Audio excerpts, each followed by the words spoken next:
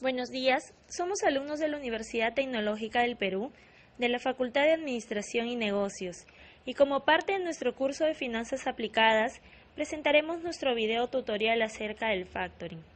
Los integrantes del grupo son Bendezú Johnny, Cobos Rivas Oriana, Dávila Grecia, Herrera Núñez Erika y Leva Cusia Aide.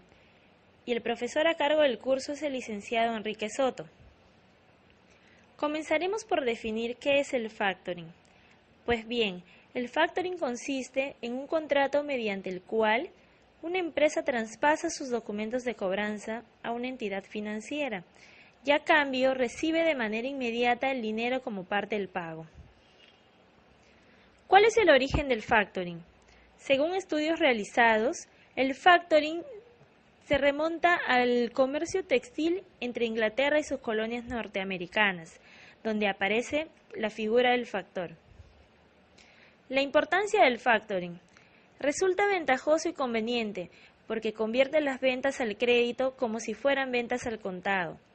También evita que la empresa enfrente un desbalance por falta de liquidez inmediata. Además, la empresa mejora en los siguientes aspectos.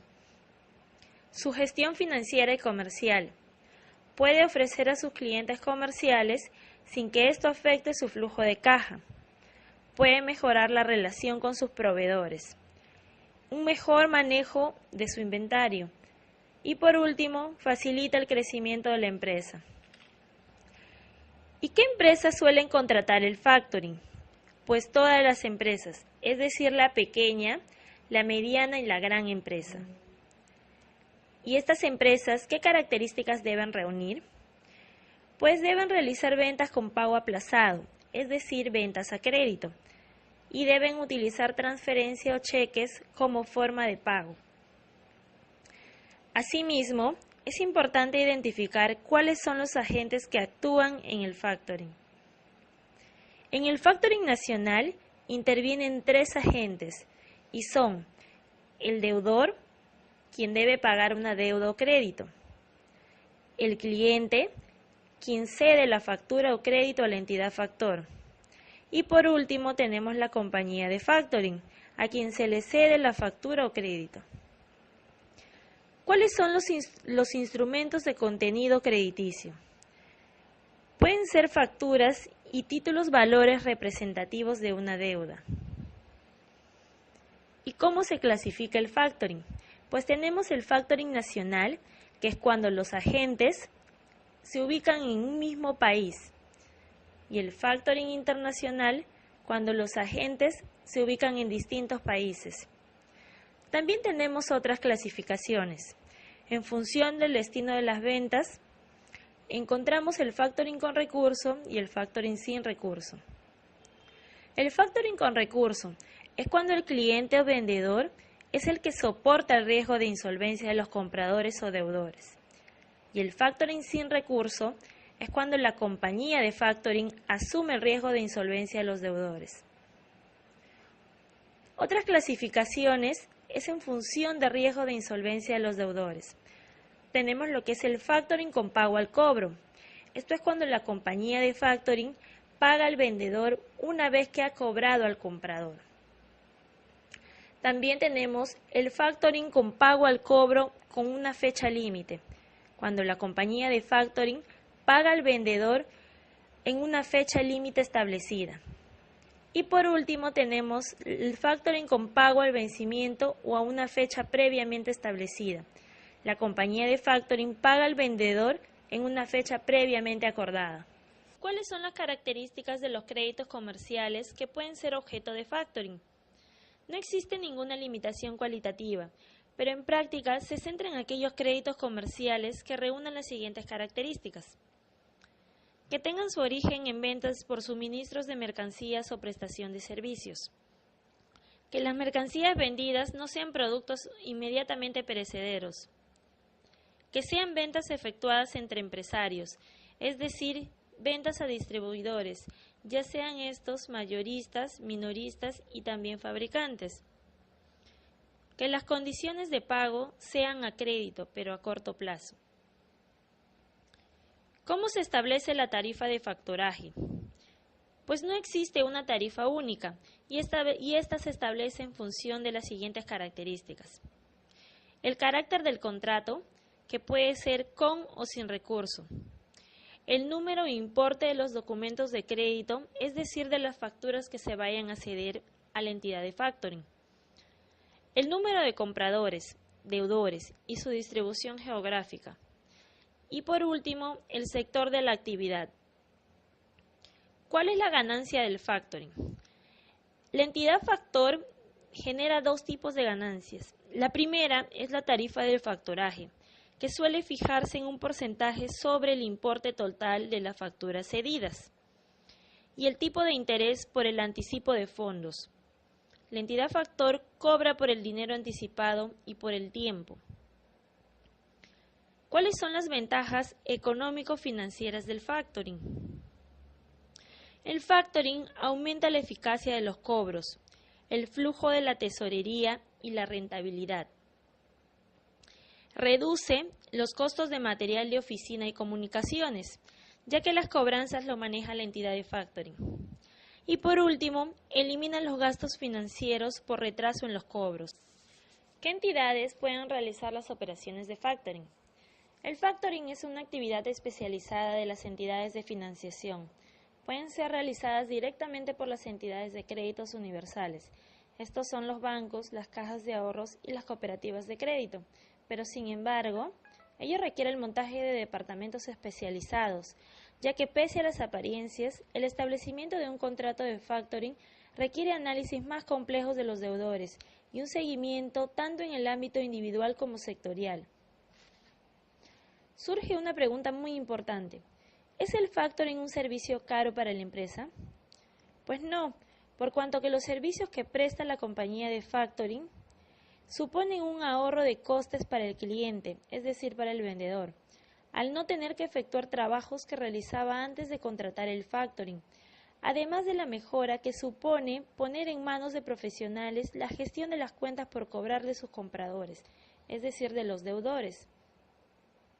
Asimismo, el factoring ofrece los siguientes servicios administrativos financieros, y estos son: analizar el grado de solvencia de los compradores, efectuar la gestión de cobro de las facturas que le cede el cliente, administrar las cuentas por cobrar, es decir, llevar un completo control y administración. Así también asegurar los créditos, la cobertura del riesgo de insolvencia de los compradores, de los deudores, hasta el 100% con una operativa y sencilla y dinámica. Pasos para realizar el factoring. La primera etapa es la de estudio. Es donde la empresa de factoring hace un análisis a la empresa deudora de la factura. La empresa de factoring aprueba su evaluación. Tercer paso tenemos: se firma el contrato y se cede el crédito. Como cuarto paso, la empresa de factoring paga comúnmente entre un 80 y 90% del o de los valores documentados en forma inmediata.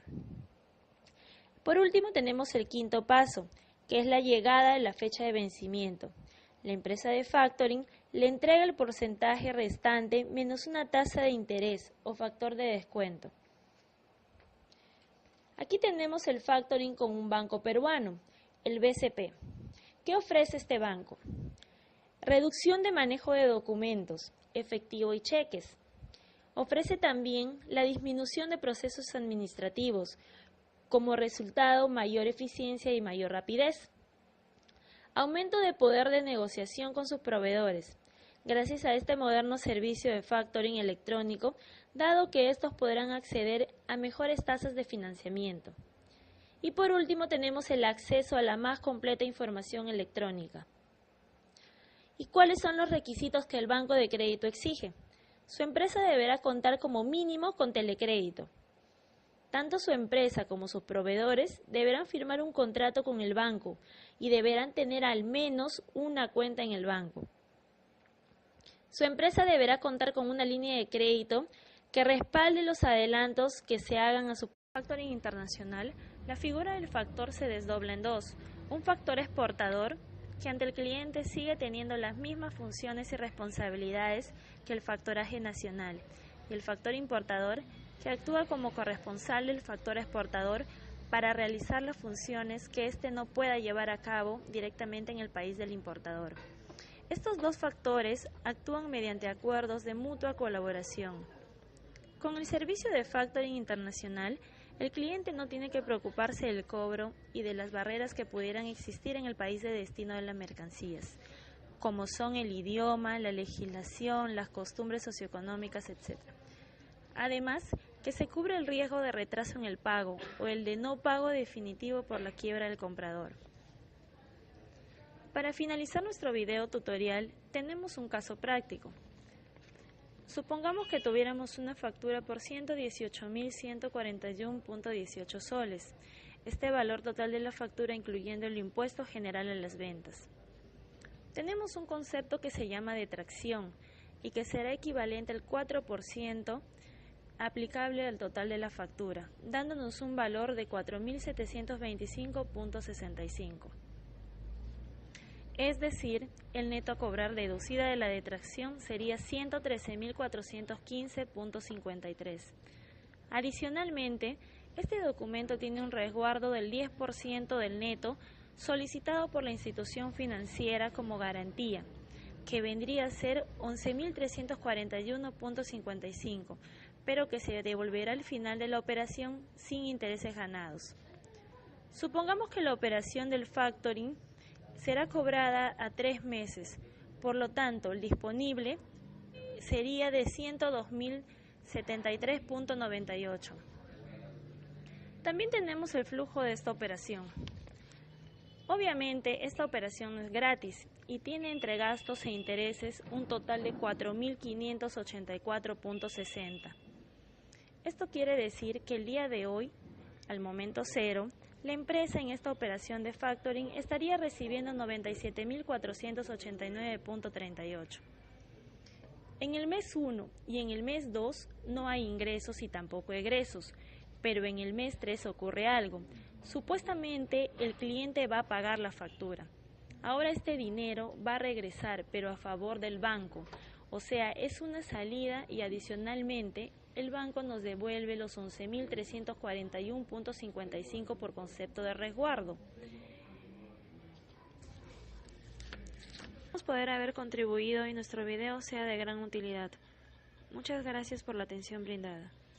Created using Powtoon.